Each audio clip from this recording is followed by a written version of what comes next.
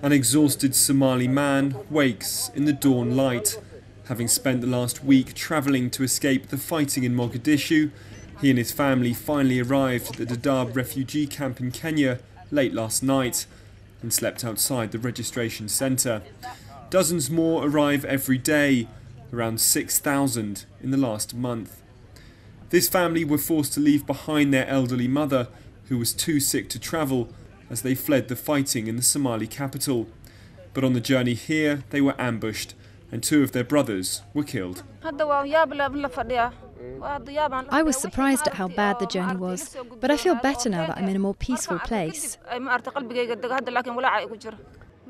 Life in Mogadishu is very hard. You can't go to the market, you can't find a home.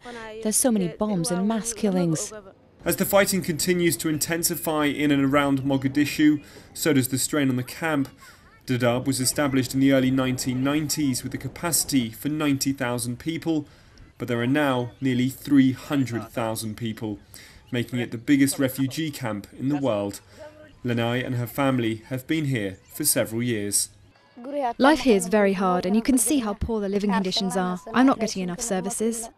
The UN says a funding shortfall has led to major gaps in water supply and that only a fifth of families have enough space and adequate housing.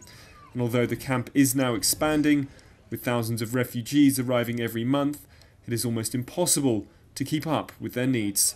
There is very little hope for return to Somalia in the near future because of the worsening situation there. The last 10 days, 23,000 people fled Mogadishu. Since the beginning of the year, 200,000 people fled Mogadishu. And the tragedy there is looming over this population that really feels it every day, knowing that the chances to have a solution for their plight are not yet there. Although the refugees here have escaped the violence in Mogadishu, what lies ahead for them is another sort of battle. And until there is a political solution in Somalia, it's one they could be fighting for many years to come.